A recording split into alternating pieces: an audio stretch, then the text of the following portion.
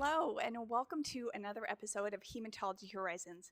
My name is Elissa Baldwin, and I'm the Director of National Patient Education at Blood Cancer United, formerly the Leukemia and Lymphoma Society.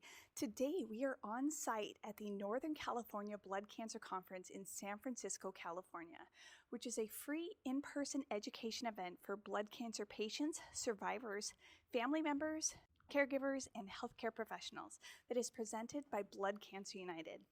Experts in the area of blood cancer research, treatment, and survivorship present information on these topics throughout the day. The goal is to educate conference participants about treatment options, emerging therapies, management of survivorship issues, and supportive resources. I am joined today by one of the speakers at the conference, Dr. Kavita Mishra, who is the Director of Clinical Programs at the Roche Center of Integrative Health at the University of California, San Francisco.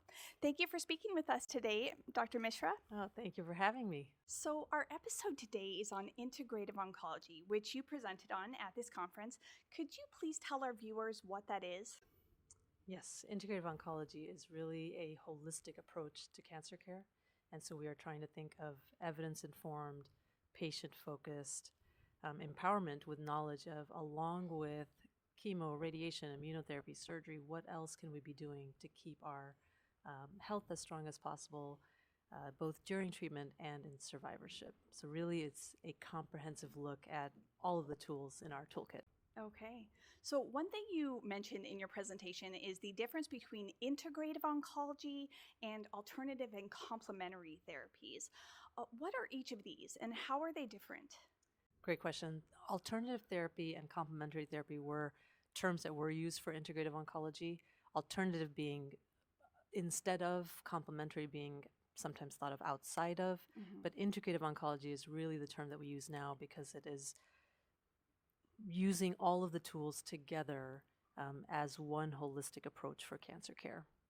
So rather than doing it instead of biomedicine or to do it outside of your medical treatment, we really want to integrate with your cancer, your medical oncologist, your surgical oncologist, your radiation oncologist, your integrative oncologist, so that it's one team and one approach. Okay. So when it comes to working with a patient's treatment teams on integrative oncology strategies, which we'll go over in a minute, could you tell us how all that works with coordination to make sure the patient is receiving the best comprehensive care possible? It's not easy, and it's sometimes very hard to find those resources. Access is a really big issue, and we talked about that today too. But in the ideal world, the integrative oncologist would work with all of the other folks that are on the medical team, both the oncologists, the pharmacists, the nutritionists, the acupuncturist. That would be one team that really looks at the patient holistically. So at UCSF, the aim is that a patient has their biomedical team, and then we work alongside with that team so that we are thinking about what else can we be keeping the patient healthy with, or as able to go through the treatment side effects or deal with issues that might come up in survivorship. So that the ideal form is really to work together as a team. Okay. So you have integrative oncology at UCSF.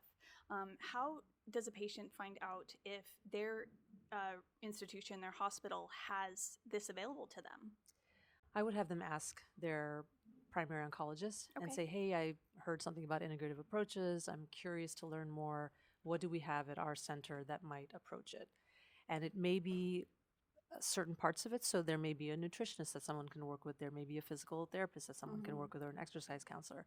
There may be some mind-body practices, Qigong, Tai Chi classes or groups that a patient can get involved in.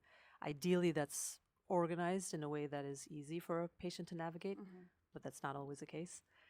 But I think asking the primary team, what are the opportunities at their center? Okay, that is good to know.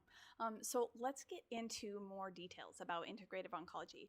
Could you discuss the various components of integrative oncology and how they might be beneficial to blood cancer patients during or after treatment? Yes, a great and big subject. So I'll try to take it, the highlights.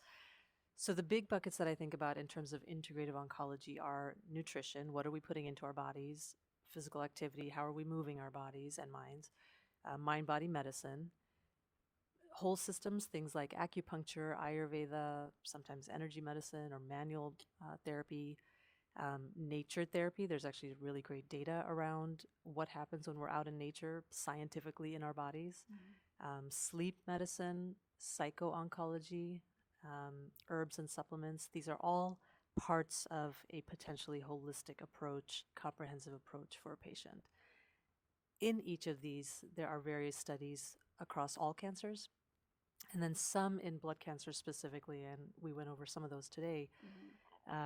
There's a lot more that needs to be studied for sure for blood cancer patients in particular.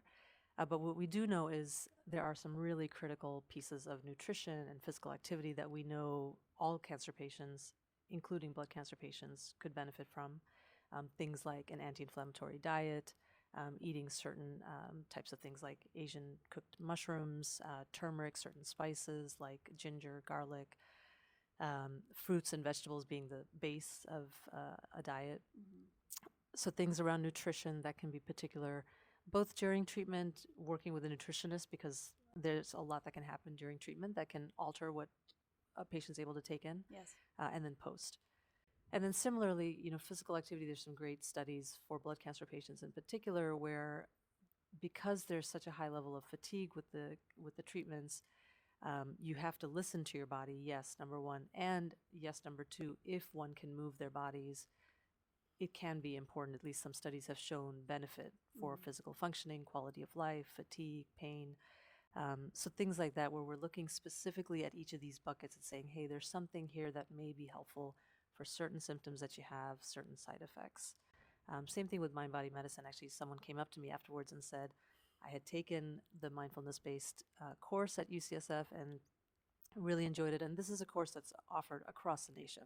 Yes. So you can find out from your local folks, hey, who might be offering MBSR, mindfulness-based stress reduction? It's not just about stress.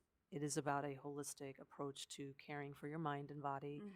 And most centers have some access, and online there are many, many folks that offer great courses in that space. And so things like that can be really important during treatment and especially after, when we're dealing with some chronic symptoms or side effects from what we've gone through. Okay, that is good to know. That seems like so many very good strategies to use to really help through side effects and stress. And, I know nutrition can certainly help with side effects, GI effects, all the nausea, things like that. So that's great to know that there are strategies out there that patients can utilize. Yeah, for sure. And there's there's really great data around things like nausea, loss of appetite, sleep, fatigue, pain, fear of cancer recurrence, depression, anxiety, all of these things that come up during a cancer journey that may not be exactly served by the radiation or the surgery or the transplant. Those all need to happen. But alongside that, there are other things that we can do to help with those symptoms. Another thing that came up was acupuncture, because that can be really helpful with certain type of these symptoms. So my approach is to say, hey, what do we need to do from a biomedical standpoint in terms of your treatments, and then what else can we do to really help you get through the treatment as best as possible and then post. I would like to thank Dr. Kavita Mishra for joining us and sharing this important information on integrative oncology and how it may benefit patients after a cancer diagnosis. For resources and support on cancer survivorship, please visit the link below. Thank you for joining us. We'll see you on the next episode of Hematology Horizons. Take care.